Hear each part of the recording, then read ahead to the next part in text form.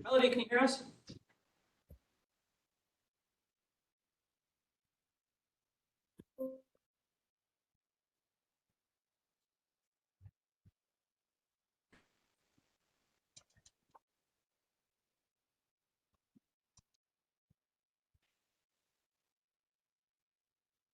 Melody, are you on? She away from her computer?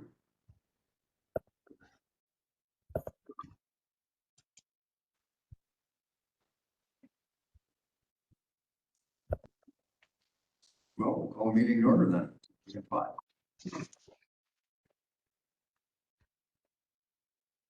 Everything's been posted properly, I assume? Yep. On the agenda. Approved. I'll second it. We have a motion and a second to approve the agenda. All those in favor signify by saying aye. Aye. Opposed? Minutes from last meeting.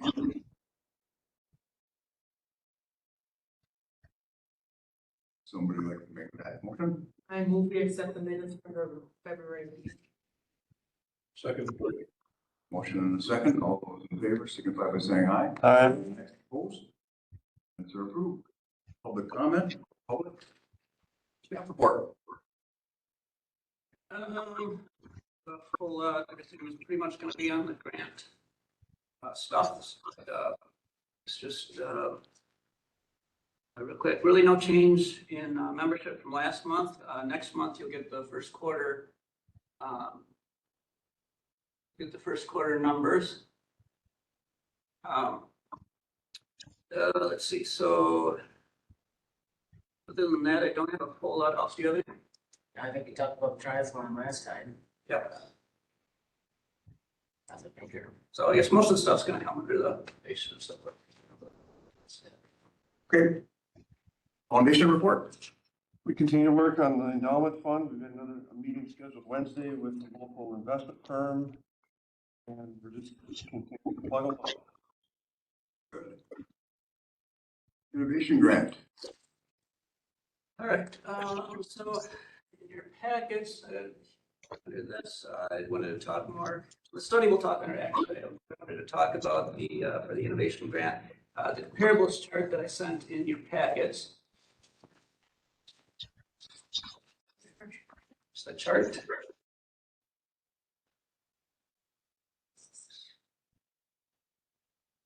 Have you got it?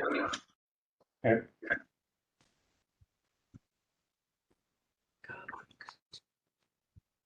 So,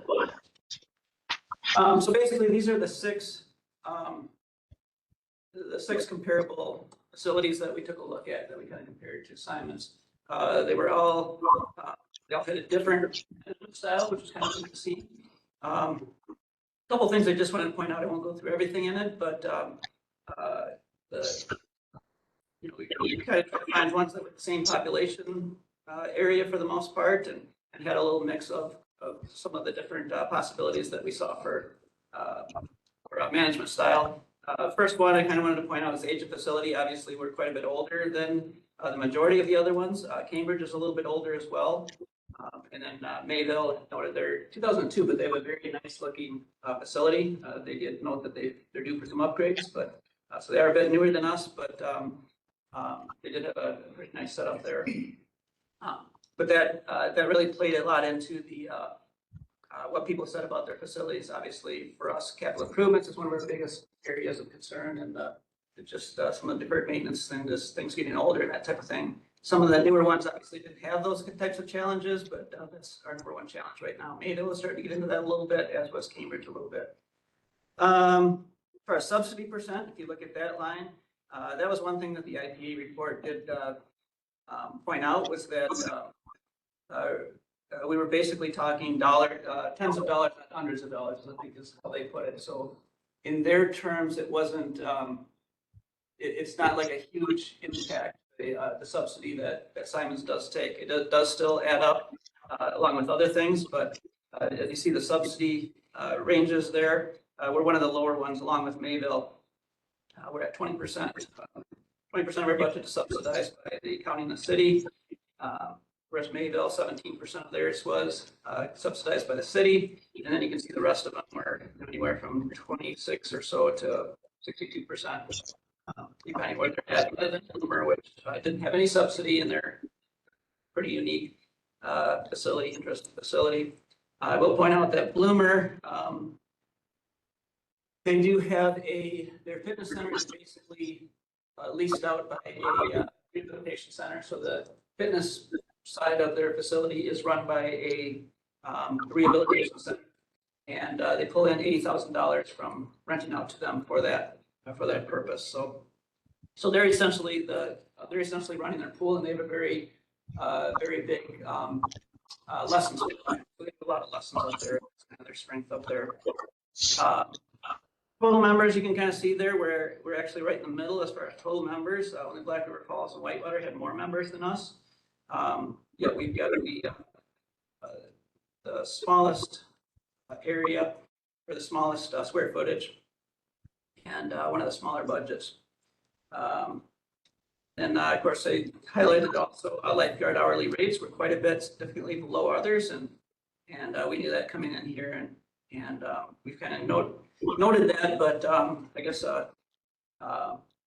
side story on that, and this is, I think, due to all the work that Kyle's done with this, is we really don't have a big problem getting lifeguards right. Kyle's done a really good job getting guards in there. So for right now, even though they are paid quite a bit under other areas, I think that's something we still need to continue to work on getting up there. Right now, we actually have pool hours, which is one of the next ones. We're open 77. Our pool is open 77 hours a week, which only Whitewater was open 82.5 hours a week. But you can see that they're actually charging. If you look at their charges, they're charging $100 more for an adult membership and about $120 more for a family membership. And they're open 5 more hours so than we are. And then of course, Black River Falls is open 94 hours a week. Their pool is, but their pool was built so that it was just 1 foot under code, so they don't have to have a lifeguard there all the time. So they can shut down their water slide and their sprayers and that part of the pool, and they can keep the pool open. They don't have to have a lifeguard in for part of the day. So that makes that easier. But if you take those two out, we're open 77 hours a week, which is more than twice of what some of the other ones are open for the public. So I think that's important to kind of note. I think that kind of goes along to kind of support the satisfaction rates that people had in the survey. And we've heard that a lot, that the people really appreciate the pool being open as much as it is. If you do look at the hours, most of them are closed noon or 1 until 3 or 4 o'clock in the afternoon. And that again is a slower time for us, other than Monday, Wednesday, Friday water aerobics classes or exercise classes that are right at 1 o'clock. But it is a little bit quieter there, where there might only be 1 or 2 or 3 lap swimmers in there. So there's not necessarily a lot of people in there, but we do have guards right now available for those times, and people appreciate being open more hours that way too. So then you can see, I also put down on the bottom there, and this was in the report, what the one thing we wanted IPA to show on the report was that what it costs, because a lot of people have asked this question, so what does it cost me on my taxes? What does Symons cost me on my taxes? We know that the subsidy is $50,000 for the city, $50,000 approximately for the county. What does that apply to in my taxes? So we had them do a study, and it's for the city based on $250,000 assessed value. It was almost $29.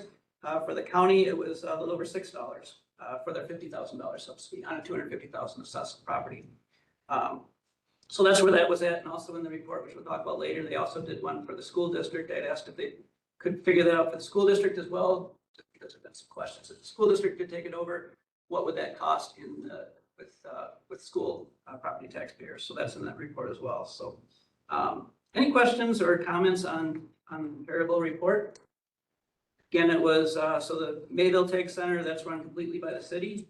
Mayville is a city very comparable to Richland Center, actually. It's almost exactly the same population, very similar demographics. It's an older blue collar town with a lot of older homes. There's not much for newer builds out there.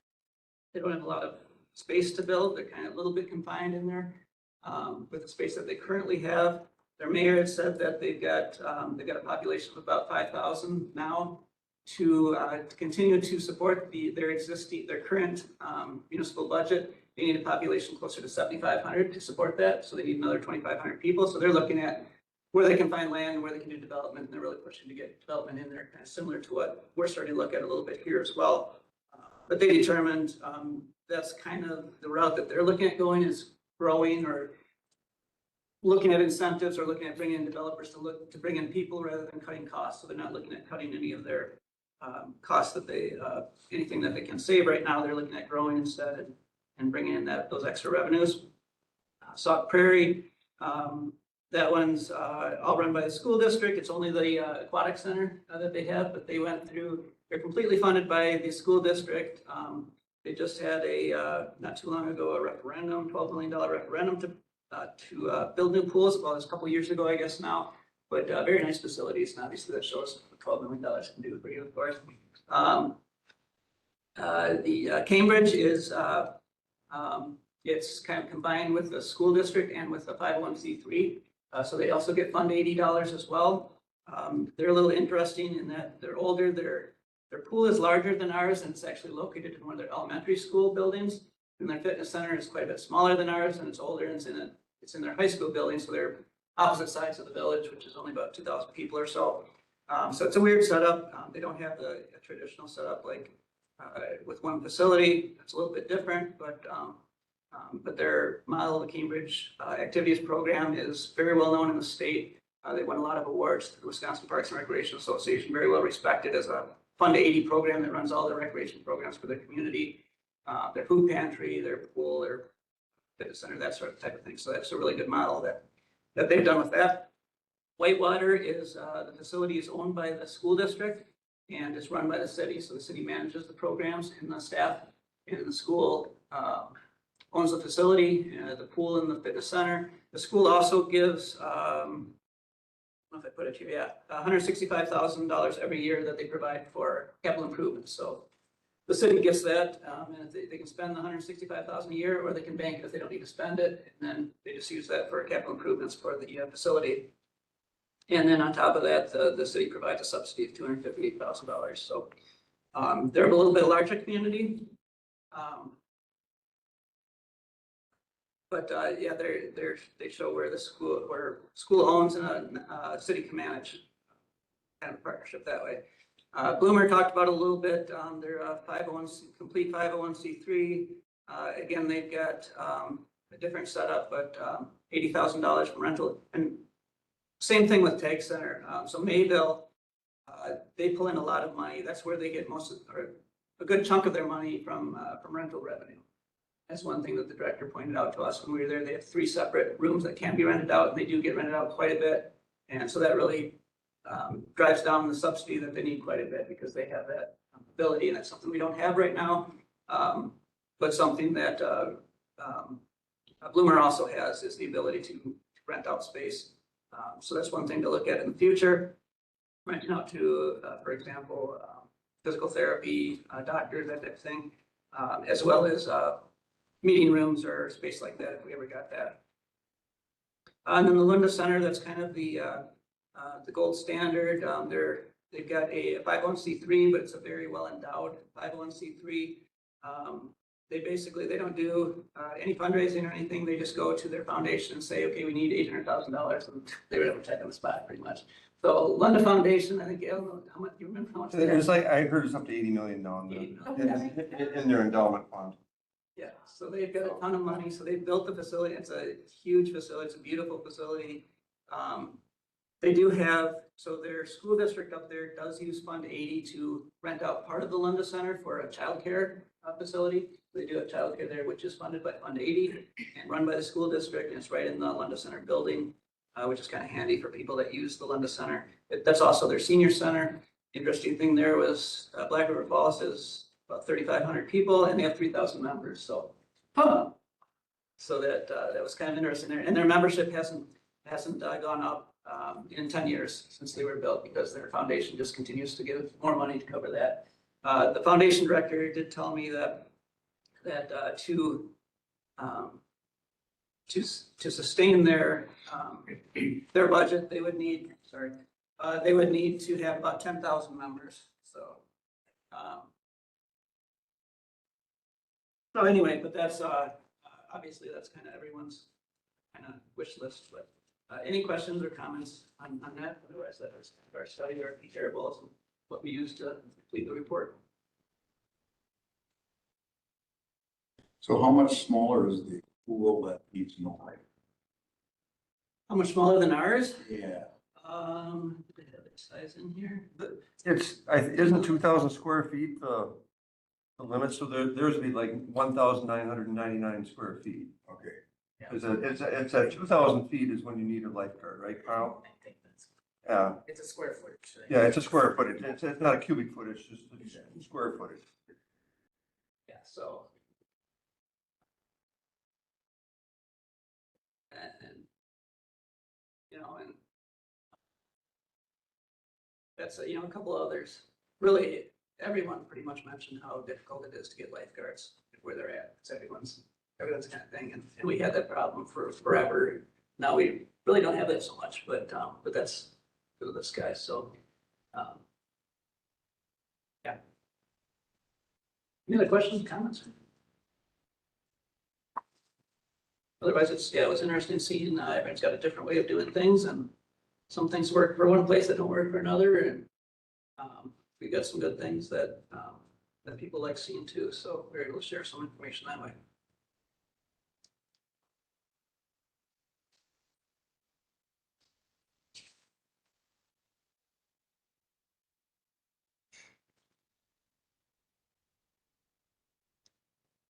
That's all I had for, So I have a question. Yeah. And I don't know where it belongs on the agenda. When we were meeting and looking at the different diagrams, plans, we talked a lot about racquetball, but I didn't see much mentioned of racquetball in any of the surveys or survey results or comments or anything. Did I just miss it, or did it not really get covered in the surveys? I don't remember if there was a question in there about the question in the survey or not. It was or not. And I didn't look like the other places had racquetball. So the It London looked Center like has, fitness and pools. London Center has racquetball, Mayville has racquetball, the Take Center. Sauk Prairie was just the aquatic center, Cambridge does not. Whitewater doesn't have anything. And I don't think does. No, Boomer didn't. So no, it's basically London Center, and which is newer, but obviously they spend whatever. Mayville actually, we went through their gym. Record told us that when they originally got the donation to build the building, the donor gave them so much money that they had too much money, so they turned in the gym, they turned their cinder blocks the other way, so there's twice as many cinder blocks. Oh my God. So, yeah. Serious? So just spend that money, yeah. Oh, man. So they had more money than spent, I guess, so, but now they're kind of wishing that they had some of that money back. Oh my gosh. But yeah, and I guess. So where's the Tag Center get their capital improvement money from the city then? Right now, they're all city. They're trying to get, so TAG, I don't remember the names it stands for, but it's. It was a family. It's a family, Yeah. yeah. And so that foundation was big in Mayville. I think they did like machining or something like that. And they, it wasn't until after they passed away when they built the Take Center, but they left this, whatever it was, $8 million or whatever to build the Take Center at that time. They've got, I want to say they've got like 8 million or something in their endowment, but they support, so they do a lot in scholarships for Mayville students every year. They also just gave a couple million to build a new library in Mayville. And what the director there at the Tag Center told us was they put in like $1 million, so it had to be like $1 million fireplace that they put in there, so. Oh, But I guess from what he told us, they gave the money, but then they kind of walked away, kind of, so they're not getting, like, we're not getting Symons money right now. They're not getting Tag Center money right now, they're trying to get that back, because Tag is still, or that foundation is still very, very visible in Mayville, and they're still doing a lot with scholarships. They're still giving a lot of money, millions of dollars in the community yet. But they haven't been given any to the TAG Center. And some of it might have been, I think they had some challenges with the past director and so they had an interim director in there. So I think some of it might have been miscommunications or personalities or whatever, but actually the day we were there, they said they were having a meeting with the foundation to try to get them to do an annual contribution again, so. But right now, yeah, or at least when we did the study, the city was providing all of them. Okay. Yeah. I guess the only other thing for innovation grant updates, so there is, and this was mentioned a little bit in the study, and also at the city council meeting last week, there is an opportunity now that we finished this study.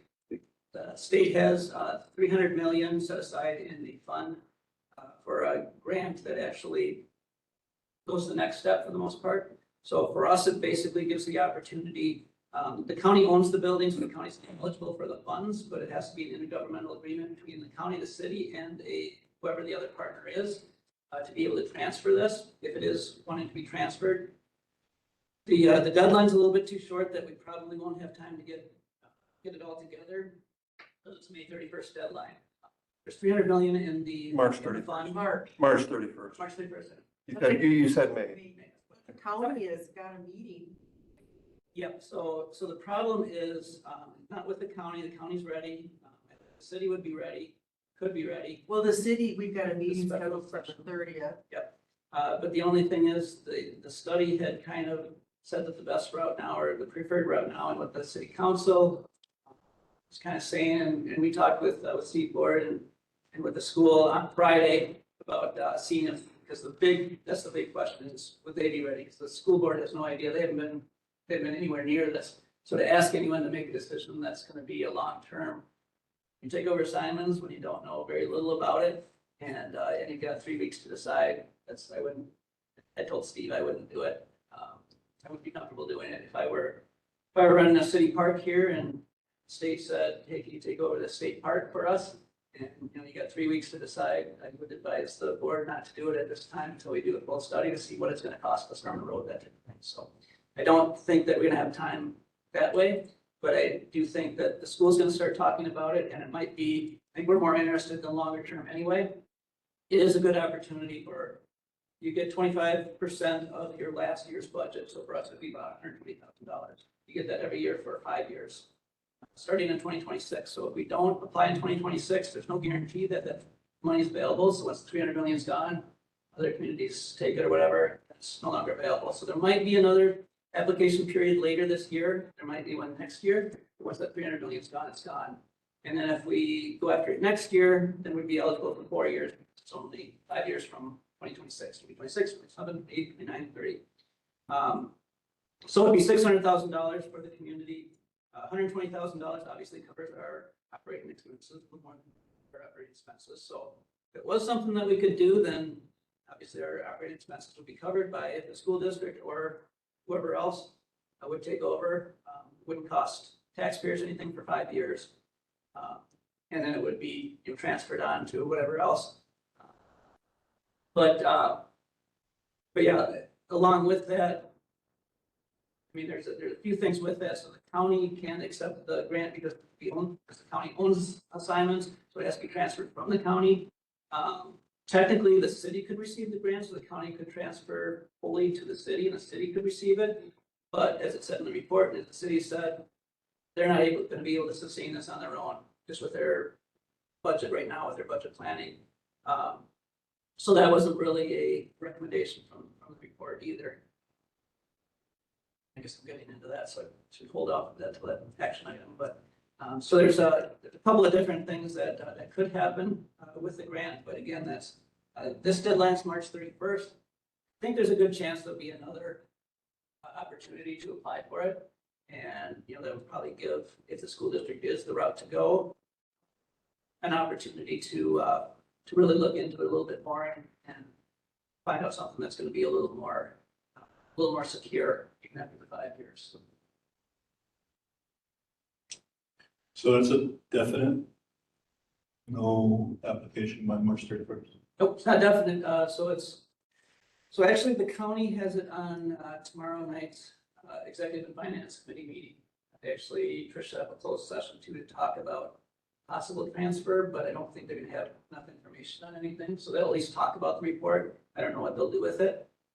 It'll probably be on your county board meeting, later, but, next I think week. anytime there's a chance to get off the levy, What's that? I think anytime there's a chance for the county to reduce its levy. Yeah. They'll take it. Yeah, well, yeah, like, But it's getting the school district on Yeah. board. so we need This someone. would be the real challenge. We need someone to transfer Symons too, so it could be the school district, it could be a nonprofit, it could be the hospital or a private YMCA, but no one else is really ready. The school's the closest one to being ready now with being able to take on Symons duties. And how did the meeting with Steve? Went good. So Steve, he likes Symons, he appreciates that, he knows, he's got a copy of the study and everything, he knows it's very well respected and everything. His biggest concern is, like a lot of ours, is the, not so much the operating cost and everything, it's the capital. It's the age of the building and everything. He was happy to hear that we're working on getting the HVAC taken care of, so that probably won't be an issue. But one thing that, like Tricia mentioned to him, it is possible that the county could continue to own the building, own Symons during the 5 years, and they could just, all they'd have to worry about is just running the program. And the county could at that time invest in, or help investing in some of the upgrades to the building as needed, just to keep it running or whatever. His biggest concern was that, they're working on taking over the gym in Melville, and so that's, like you said, the gym is a need for the school, they need the school, they need that space. Symons, they can't really argue that they need it. It'd be nice to have, like you said, it'd be nice to connect to the gym, but, they need the space at the gym. Symons, if they didn't have it, or if they don't get it, then a lot of taxpayers might say, we really need it. So that was his kind of big thing, but, he was a little bit worried about this, the timeline, getting something in by March 31st. You could tell that he really wanted to do something, but he was a little bit reflected, it's a little bit tight times frame and everything. He is gonna take it to, kind of move it down this change committees and everything, and kind of see where things go from there. So I do think it's a very good possibility that they're interested. He also brought up 4 years ago, the referendum, when he talked about school doing something with Symons in the community, didn't really like that idea, or it really didn't go too well, I guess. So they're a little bit nervous about that on any future referendums. If they needed a referendum to fix up the gym or fix up Melville, if Symons would hurt those chances, then that's a little bit of a concern as well, so. It's good you're taking time. Because one of the challenges would be differences in mission. So if Symons goes that direction with the school district and their priority is education. Yep. Where would Symons be on the power diamond? Yep. Yep, and and that would have to be addressed with the Senate governmental agreement and everything, and. Right. Yep, and he recognized the same thing too, where he said, yeah, this grant is a really good opportunity, and he hate to give that up, but at the same time, you don't want to get into something where, get your taxpayers into something where you're, over your head or something like that. And they're just not at a point, they haven't seen as much as we've seen, or even as much as the city council's seen, with all this stuff, so. I mean, Steve's seen a little bit of it, but the school board has seen pretty much nothing of it, so. So I have no idea, once they read it, what they would say or anything, but I do think the March 31st is gonna be too tight, but I do think there's a pretty good chance that we'll have another opportunity to apply. How long have we known about this? With this March 31st deadline, Well, I know, transferring the property, I mean, it just, from what I heard, we didn't know about the date right away. I know when the city wrote the grant for the study, I know Darcy had mentioned that, that there was this opportunity for this follow-up grant or whatever, but they just didn't know the deadline. I think that just came about in the last 2 months maybe or something like that. So the study had started before what the timeline was for that. That's what I was told. So, what's the strategy for tomorrow with the executive committee? Not real sure. Is it to hold it?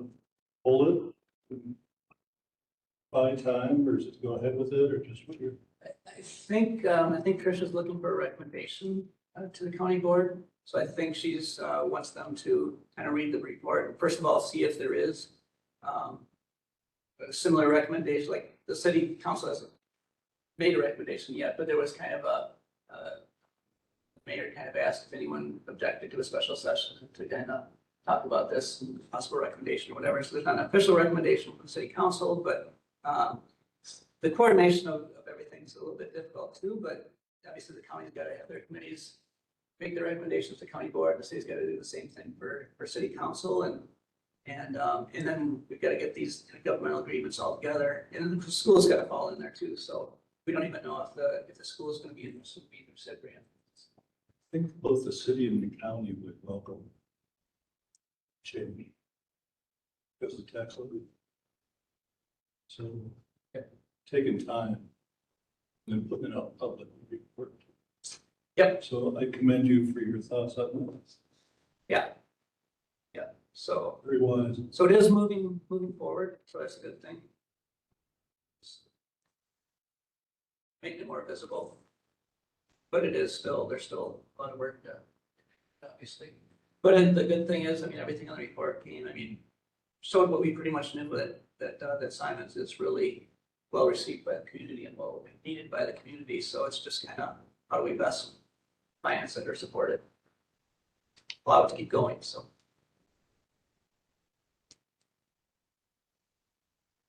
That's it for the grant.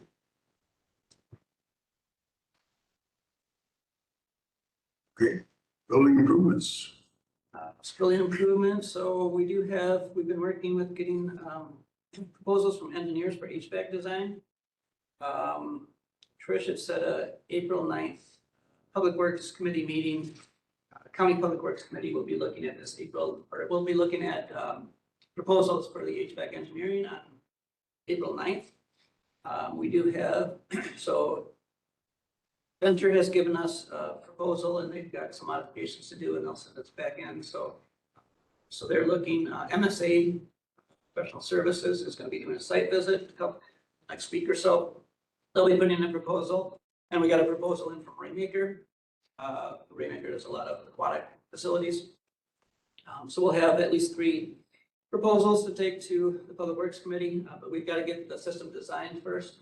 So we're going to have we're looking to do basically a 2026 HVAC system and not replace a 1987 HVAC system. So using the technology that's more available to us now that's going to be more efficient, hopefully a little more user friendly to use and a little more comfortable for the building. We're also working with, we talked with Focus on Energy. So we're on their list now, and because we got on their list before we actually started the planning, we're eligible for a 10% bonus incentive on whatever system that we get. So just like you do at home, you do get pretty substantial incentives from Focus on Energy for going with more efficient systems.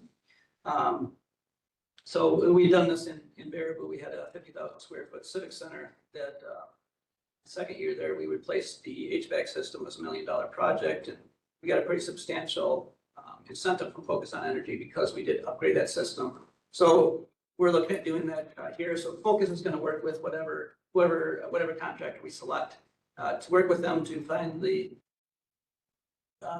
find what incentives we get with whatever systems that they're recommending. So there might be 3 different options that they might come back to us with, and this option might give us a $10,000 incentive. This option might give us a $8,000 incentive, and so on. So we'll be able to consider what incentives will come back with that. So we're working to focus on that as well. The engineers that are working on the HVAC design will also address the north and the east walls, pool walls. Because of the HVAC system, there's been a lot of moisture all throughout the building that's done some damage on ceiling tiles and door hardware and windows and things like that. But in the last year, we've noticed that the north and the east walls of the pool, the inside has been starting to bubble a little bit on the paint. You kind of noticed that. Kyle kind of brought that up too, and some other people have noticed. And on the outside, if you notice on both the east and the north wall, they're white. So that's the effervescence from that brick, and it's basically lime that is escaping out through the brick because of the extra moisture between the two walls, the interior and the exterior wall.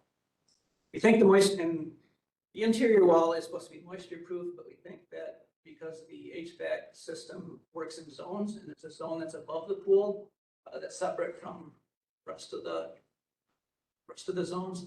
That zone is, hasn't been on or it hasn't been working. So that's moisture's gotten up in there and probably up over the walls and in between the walls. That's what we kind of think. But an engineer will kind of confirm this and tell us what we need to do to fix it.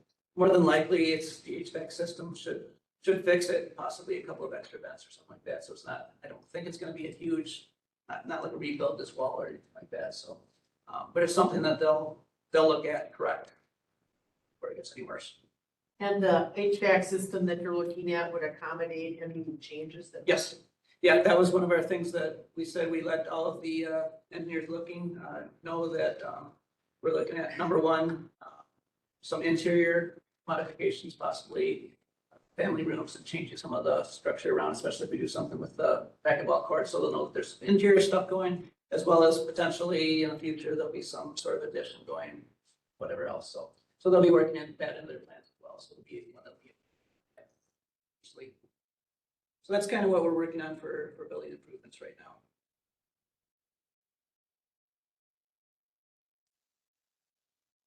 Okay.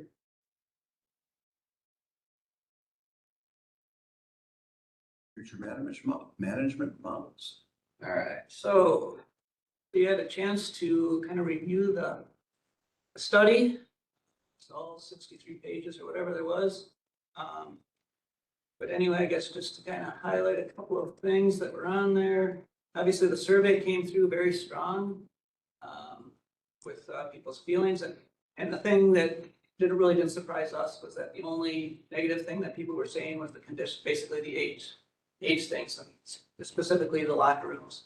And those are things that we've discussed about wanting to do some updates there. So, but everything else really got some pretty high marks.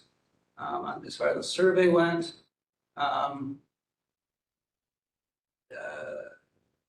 yeah, did note that the subsidy that we do receive, even though it isn't a huge subsidy necessarily, it does place financial pressure on the city's operating budget, as well as the county's operating budget.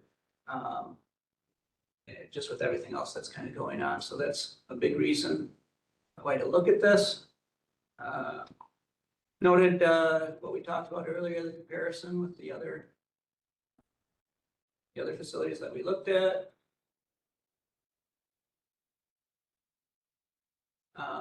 Let's see, then, yeah, we did do a couple of stakeholder meetings. So we had some of you, and city was represented, county was represented, foundation was represented.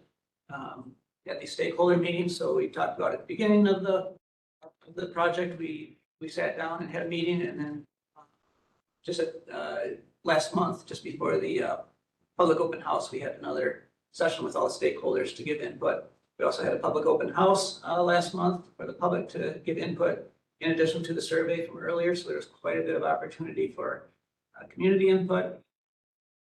Survey, I mentioned that.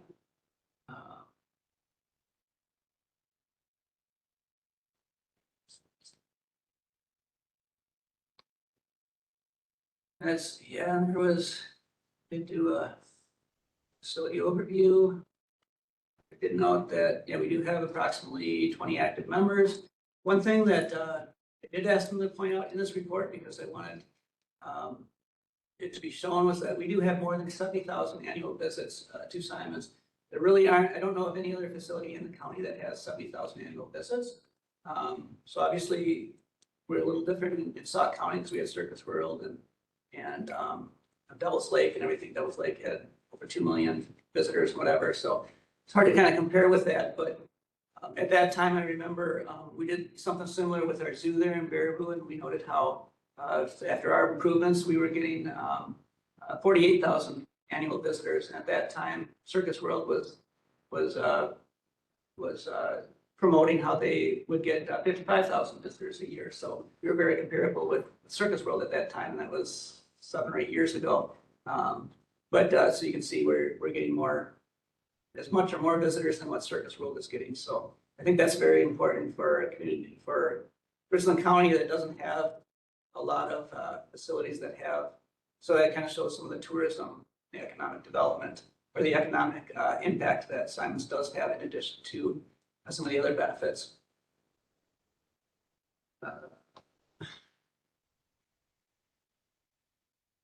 So talk to about the finances there as well.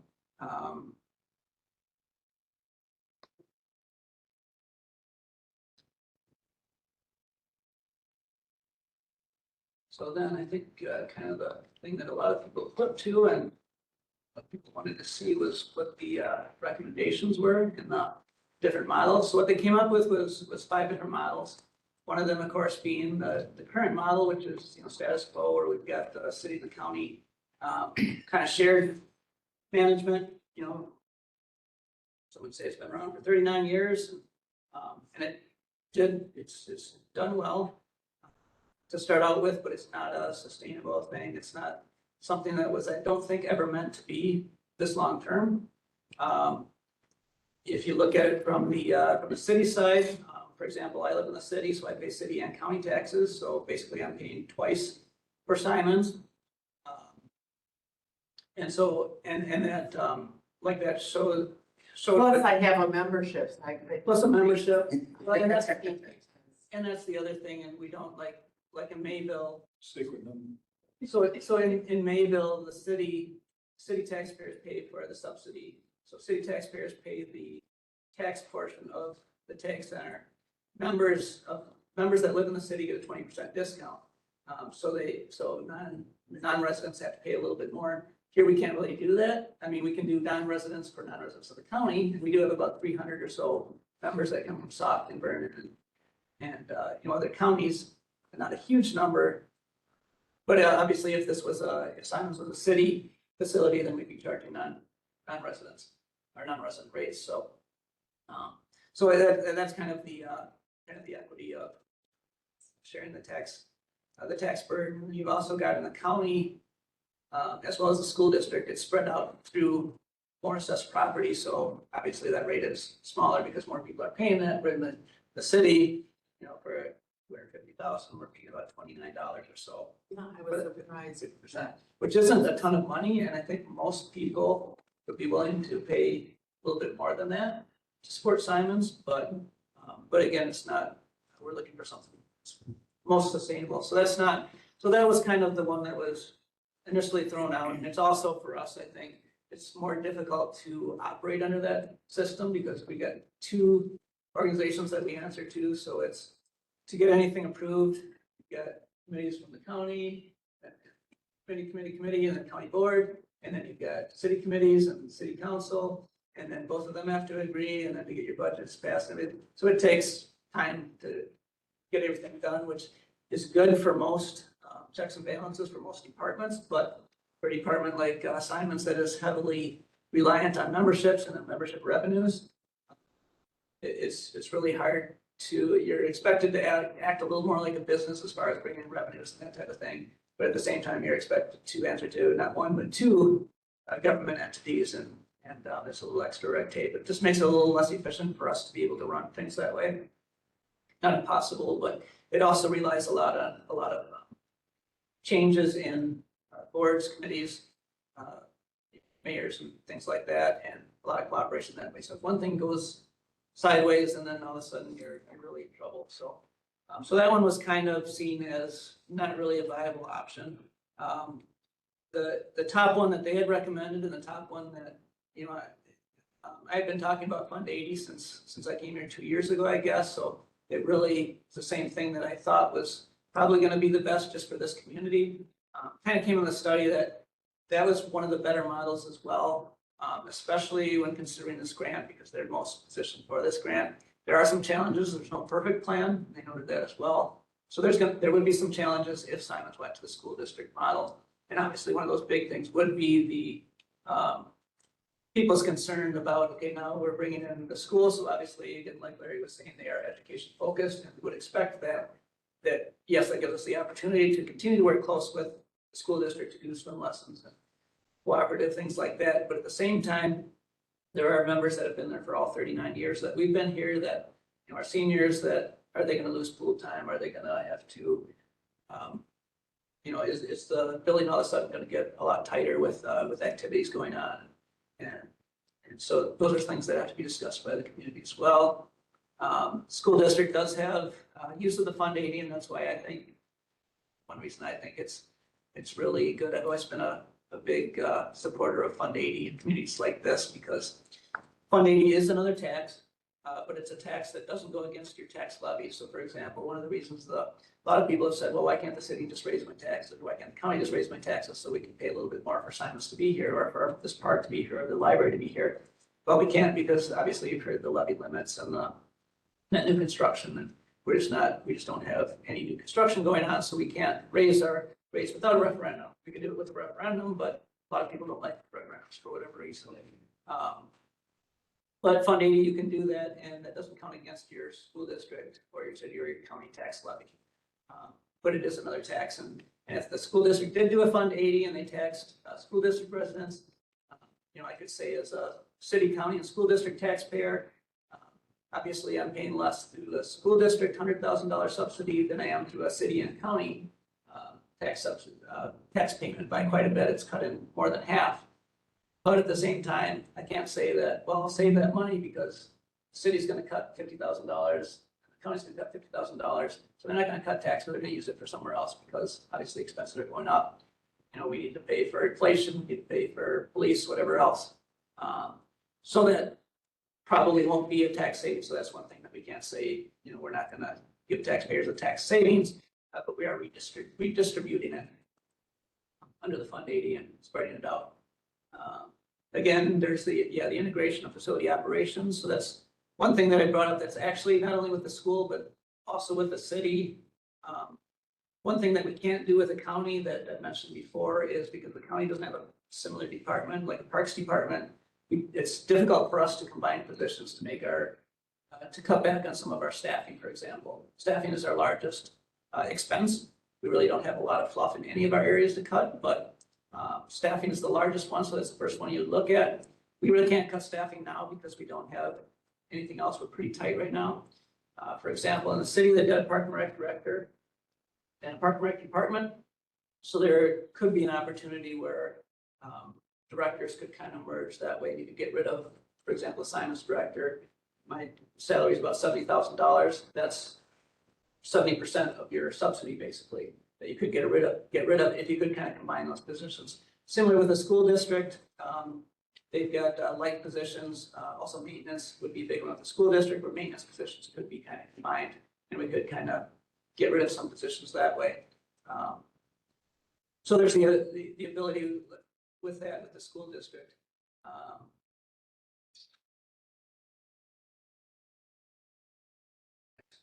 Also, the opportunity to connect with the gymnasium. The gymnasiums go into the school district, so that kind of keeps those two together, closer together. Clear governance was one, so one public entity. So rather than answering to the city and the county, you're just answering to one school district, one entity, basically. Still have the checks and balances of a school oversight. Additional access for students. Also an opportunity for the school to use that to attract teachers or attract staff as an incentive for possible free memberships for their staff. They are eligible for the innovation grant funding, which would be the 25% of our budget from the previous year. So there are some challenges, obviously, with all of these. Some of that, obviously, they did mention here what we talked about, various concerns, the school district priorities and the broader community use. That would be something that we would have to discuss.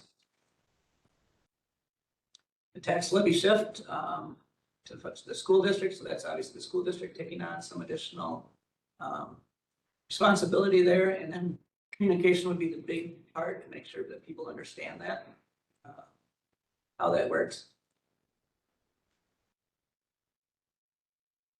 And then, yes, the capital improvements one would also be another challenge. School districts obviously have to go to referendum to do any of those capital improvements, where cities and counties don't necessarily have to.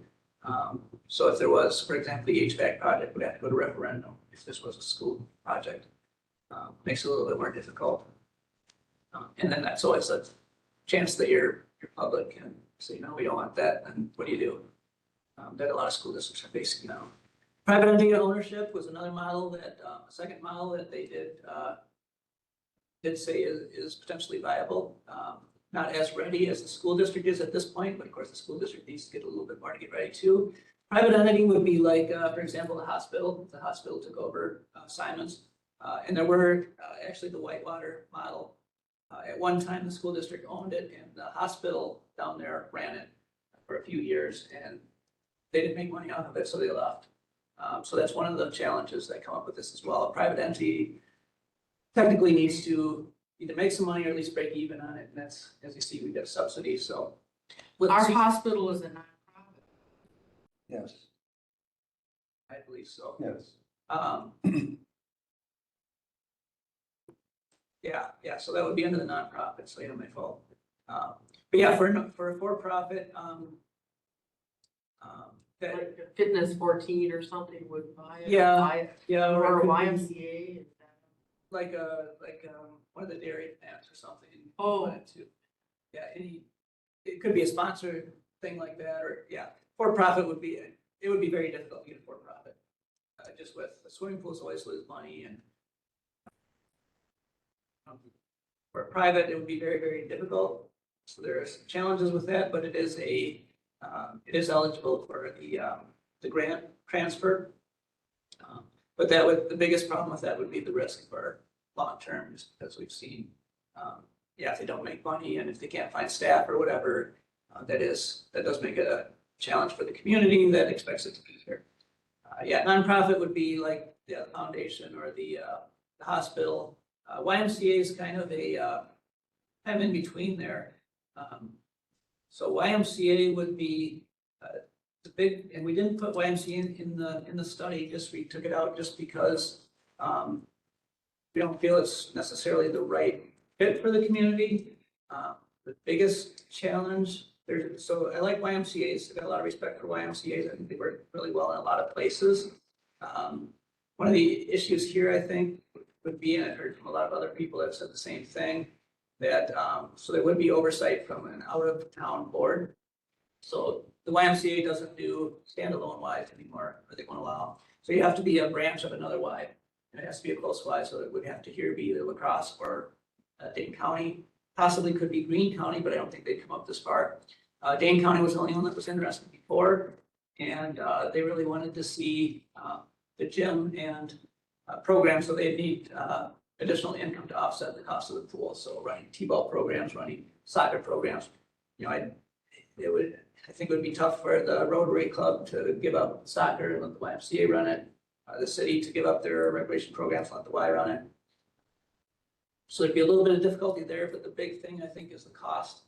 So the cost to start a new YMCA branch is generally between $50,000 and $100,000 the first year. So it's kind of like almost like a franchise fee. And then every year there's there's a fee that you pay the YMCA to, basically for their name, also for their for payroll and for insurance and things like that. They do have some oversight that way. They do have some help for fundraising and that type of thing. But that's the other thing is you're doing a lot more fundraising under that model. You're competing with other local donor dollars. So competing with Grace and some other schools and things that are going after limited local funding here. So there are some, there's some good advantages to nonprofit as well.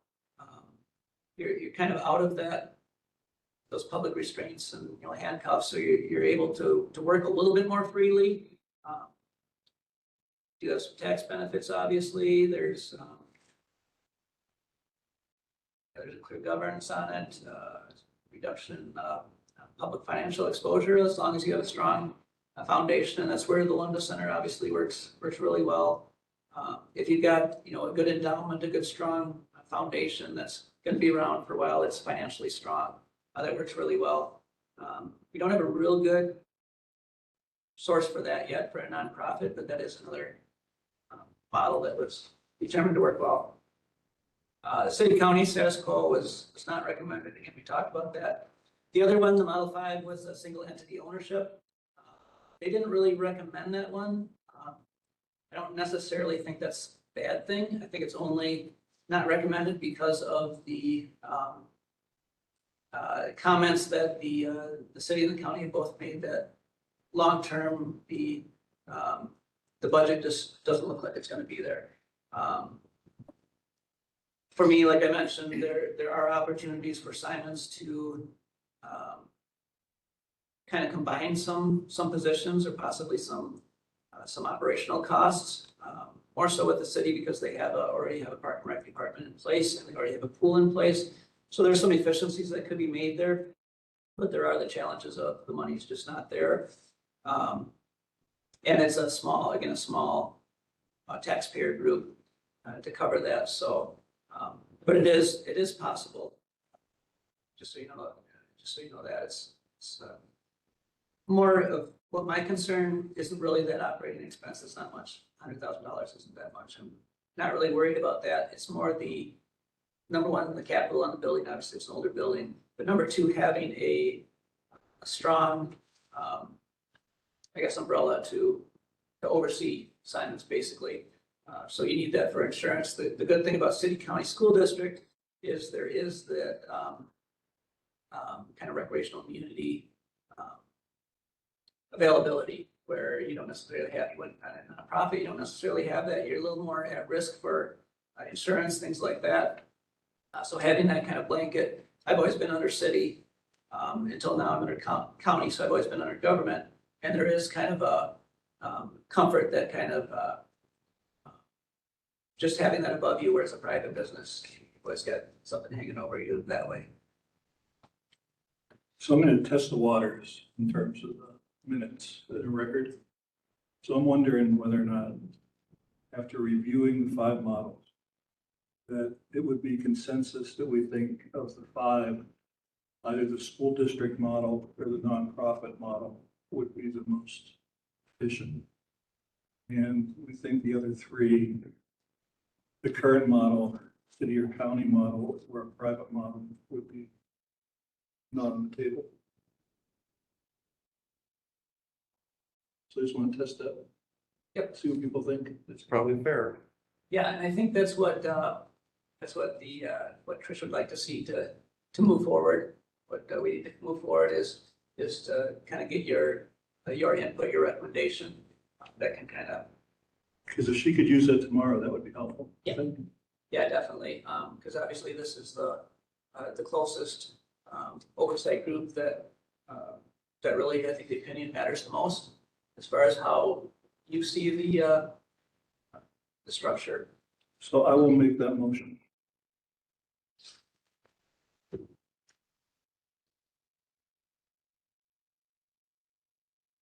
I'll second the motion so we can discuss it. The reason I picked the school district is because things are in process. The one I favor is the nonprofit one, because you're independent and you can make decisions quickly and move it. I'm thinking comparison with Hospital Foundation or what the UW Foundation was. Those are 2 of the premier foundations in the county. My only reluctance in pointing to the nonprofit as independent would be the fact that the economics of the county are getting tougher out there. So we just came from a meeting where they said 40% of all county residents are having a hard time making ends meet. So, but while there is a sufficient millionaire base in the county, the question would be, is this the right time, given some of the population loss and some of the business struggle in the labor force? So that would be the only hesitation there. Although I would really like the freedom of the nonprofit. Just for your information, like the hospital foundation, their director is a hospital employee, not an employee of their foundation. You know, I found that out recently, you know, so I mean, it just is what it is. So. But I tend to think neither the county or the city are viable options, given what we know about those 2. Well, I know the county doesn't really want to they would like to jettison this. But I think you have to look at the property tax base. And the county is much more suitable for this than the cities. Just like the school district has almost the whole county for their tax base. Both of the city and the county have revenue limits for this kind of stuff. Right? Yes. I'm not familiar enough with the county. Yes, they do. Yeah, and the school district has a revenue limit, but if they run it through Fund 80, it could be outside their revenue. That's correct. Is the school district thinking, going to start feeling like we're just shoving this stuff over there?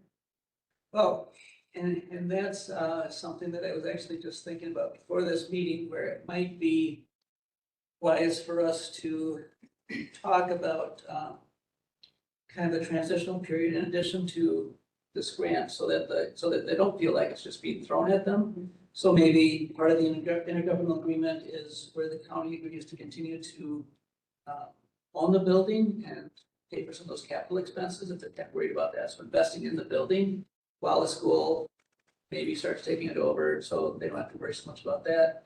Maybe the city is able to, for the next 3 years or whatever part of that intergovernmental agreement, maybe not contribute 50,000, but maybe 25,000 towards, as long as they go towards capital improvements of that building. So it shows that the city's continuing to help with that transition by paying for something. I know that's not what the city necessarily wants to hear. They want to, obviously they do save 25,000 that way, but they're still investing somewhat in the building, and that might be a, kind of a way to say that the city and the county are still in this, but just bringing on the school district as a partner.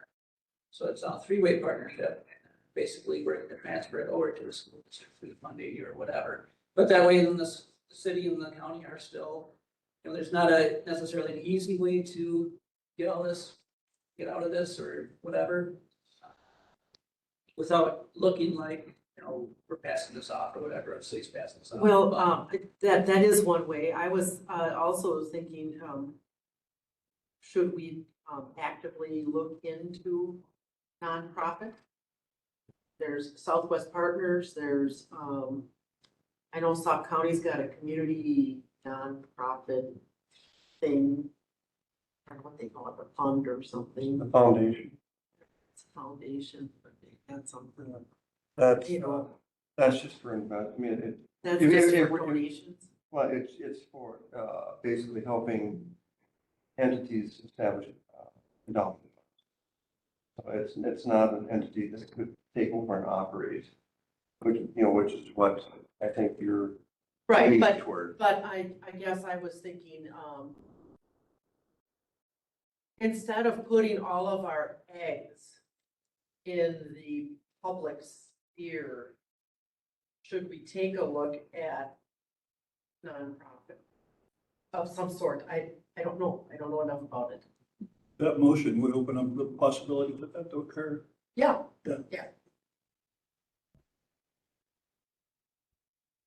Mr. Chair, that must be Melanie. That's well done. Hello? yes, hold on, I could turn on my camera so you guys can see me. Hi. Right. So, I like what Larry's saying. I am not a big proponent of the school district taking over Symons. I would also like to look more at a nonprofit. I think the school district taking it over is literally just shifting the tax burden.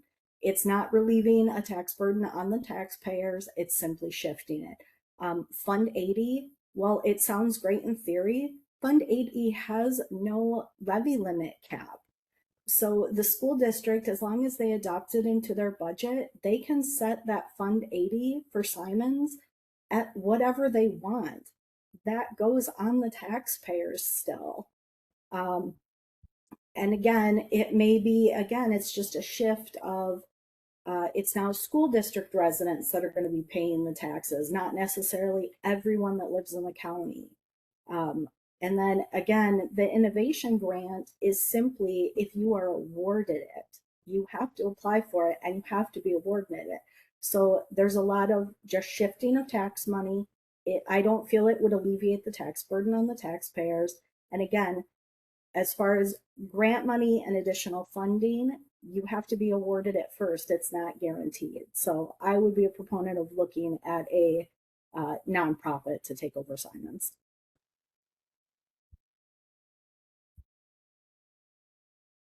So for those who are advocating for nonprofits, do you have one in mind? Or is this gonna be a nonprofit You. created?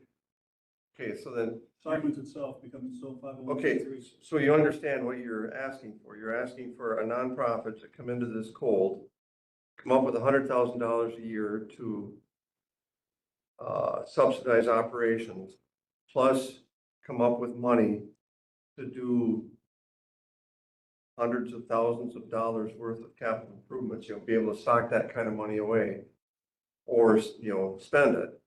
I mean, I'm just thinking of the numbers in my head. And I get the idea of the desire for a nonprofit, but I'm failing to see the practical reality of making that happen. Is the innovation grant open to nonprofits? I thought it Yes. was.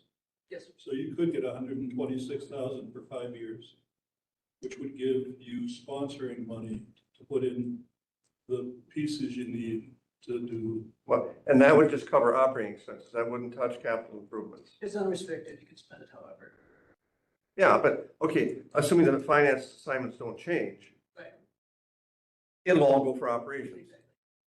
That's just reality. Yeah, but And gives you remember, 5 years. what's that? That gives you 5 years to strengthen the foundation and to use the model that they talked about last time, where one of your staff people become development director. Yeah, we don't have money for that. You do if you get the innovation grant. Okay, so then that's say a $70,000 a year position if it's full time. So then now you're down to 45,000, right?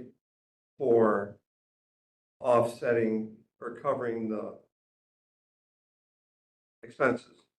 And which means you're $55,000 short.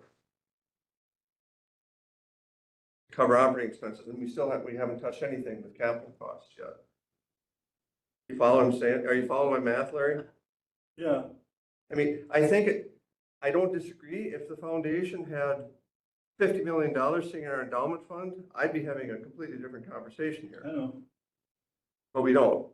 but I'm just thinking of the transition. If you get 120,000 from the innovative grant for 5 years, that gives you the transition status quo time you got to put these other pieces in place. Strengthen your board. Get some initial capital. I mean, it is a stretch. Oh, it's a hell of a It's stretch. yeah. It's a hell of a stretch. But you don't have to go through any public bureaucracy. You're completely independent. Could we apply for the innovation grant faster if we did the transition to the? Well, I mean, if you have. I mean, because we've been talking about the school district has to come on board and. And if you have a nonprofit now that's ready before March 31st, and the county and the city are comfortable with that nonprofit, thinking that this nonprofit is going to be strong enough to be here in 5 years and 7 years and not, walk away, then yeah, you could. I don't know if I can't think of anyone that's in that strong of a position. I mean, there's a lot of respect for the Symons, the current Symons Foundation, but they don't have a financial position where they can do it, or they're really interested in doing it at this point. There is. It's risky. I mean, It's a huge risk, and I've got a question for you, Mike, when you get done. if you do want to bring back conversations with YMCA, that might be a thing. I mean, they're a stronger, nonprofit, and if this grant, paid for that, we did talk about that a little bit at the foundation meeting today, and that wasn't really very popular for the most part. But that is, I mean, they're a stronger organization, and they might be willing to, and that might be something to look into. That's up to you guys. I'll bring that back again. I know you guys know Melody looked at I think it. it's a pretty big lift to expect a nonprofit to start from basically ground zero and in 5 years trying to have $30 million in an endowment fund, because that's what it would take, to have enough money set aside to either help cover the operational expenses or to be able to set money aside for capital improvements. So, yeah, it's a big lift. And then, the other question I've got for you, Mike, is on the Symons budget. From my perspective, there's a lot of back office operations, like payroll, HR and stuff like that, that's covered by the county. Is that reflected in the Symons budget, or is that just absorbed by the county?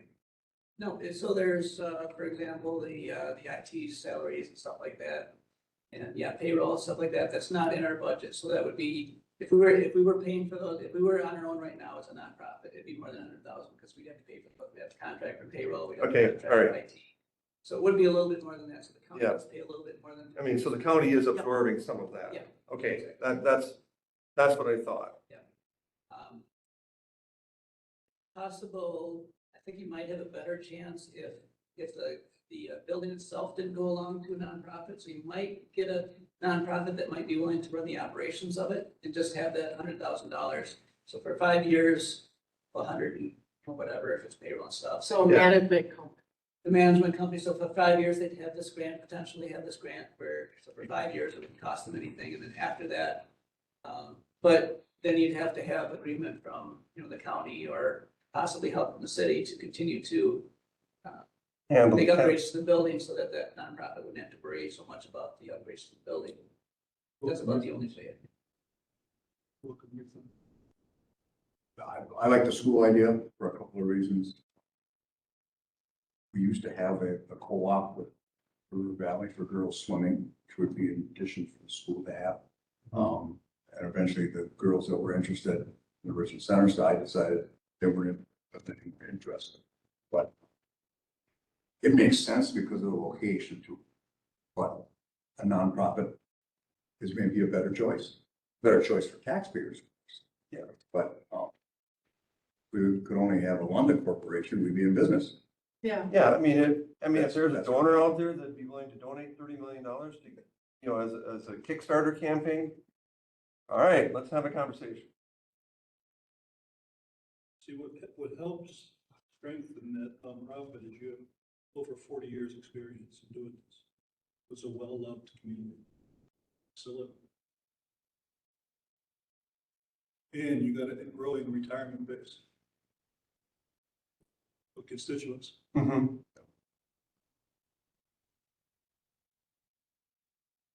Yeah, I get what you're saying, Larry. I think there's a lot of risk.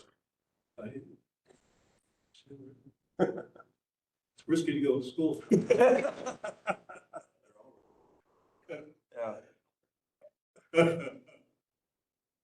But I think they're both worth exploring. That's why I made that motion. Yeah. We cleaned the table a little bit.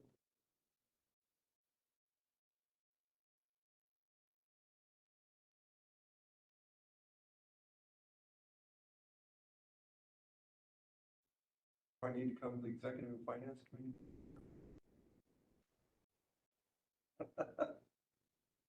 Just to say that, in public comment would be great. Well, I mean, I just, in case someone starts asking, we think setting up a nonprofit is the way to go, and they look at me. I said that we were exploring two viable options. But I think to get the grant money, there needs to be a decision made by March 31st. Yeah, and I wouldn't worry too much about that. I'd worry more about the longer term. Yeah, That's if there's not comfort in going for the school district, then obviously that's about the only one that's probably, maybe we find a nonprofit that would be able to move that quickly, probably not. yeah. School district probably won't move that fast anywhere. It won't be able to move that fast. That way I would expect them to. So I wouldn't worry too much about this March 31st deadline. 'Cause I think between the school and between all this other discussion, I think we're not ready to do something that quick and just trust that there's probably a pretty good chance that they'll open this up again. We do have a very good chance at this grant because we did do this study. So this study does give us extra points for that grant. And there aren't a whole lot of applicants right now, or there haven't been. And plus our model really shows that, or the study really shows that this would really benefit from a transition like this. So I think it would go over pretty well. And it's IP agreed that would be a very strong candidate. So I think there, there's a good chance that way. It's just finding the best one to go with. Kyle, would you want to share what happened in Baroka with their pool?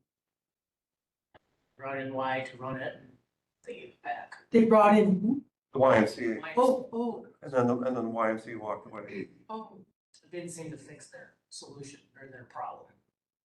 So who owns it now? The school They district? went back to the school and they are going through a whole remanagement.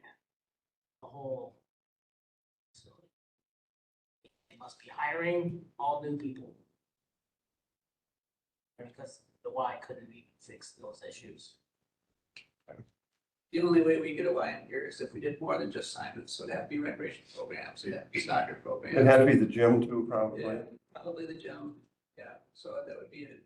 Because they want, my understanding is they wanted the gym last time. Correct. Is that correct, Melanie? Yes.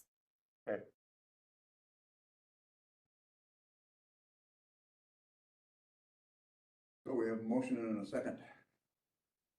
Or you want to restate that? Can you say what the minutes said?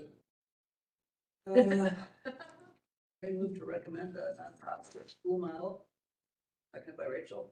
Yep. So those are our recommendations. Any further discussion? Just that the minutes should reflect those two are the priorities of the five. Yeah. Okay, all those in favor signify by saying aye. Aye. Opposed? Carried.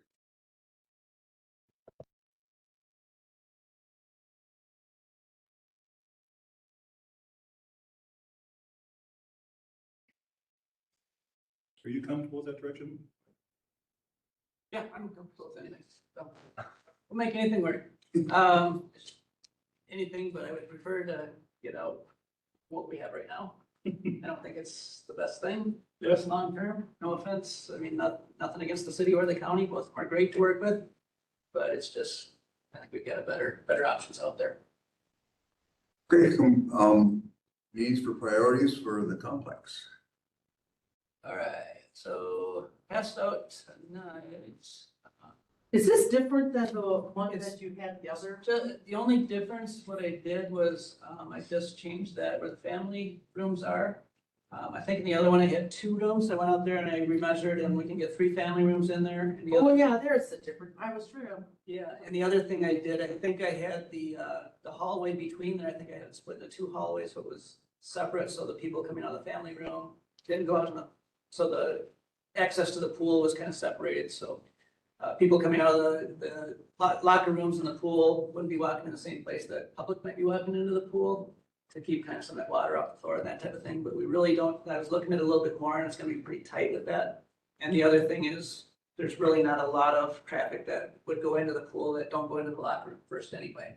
So they're gonna be wet, they're gonna go through the locker room. The difficult part is getting people to the atrium. With family rooms there because we're cutting off direct access to the atrium, so they would have to go into the pool. So that's the only change that I really had made on this one.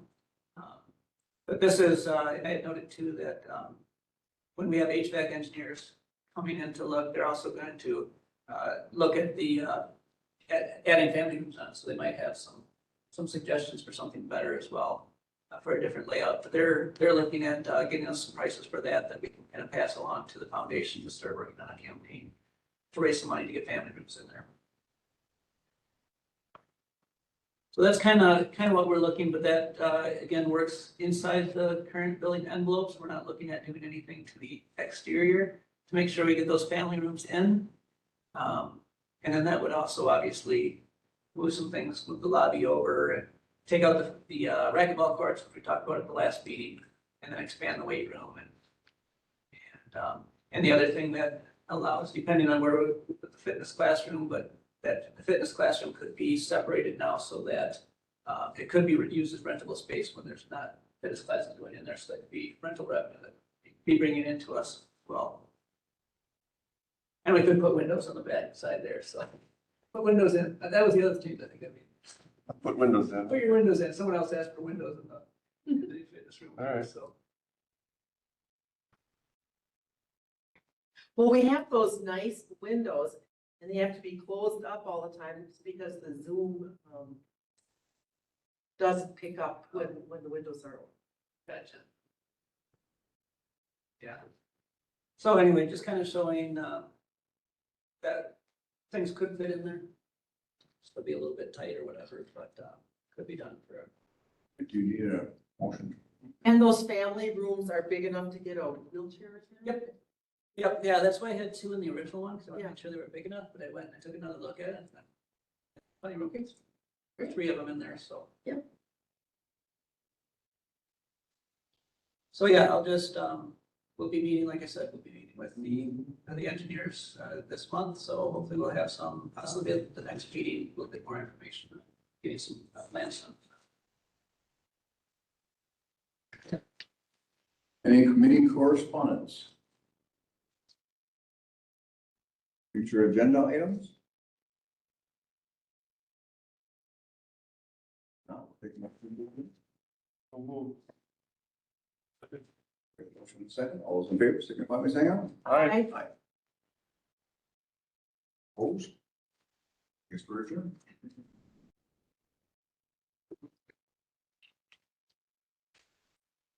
That is a big risk, It's a big lift. especially given these times. And- Yeah. But it would be incredibly freeing. Incredible freedom. Yeah. Oh, no, I don't disagree.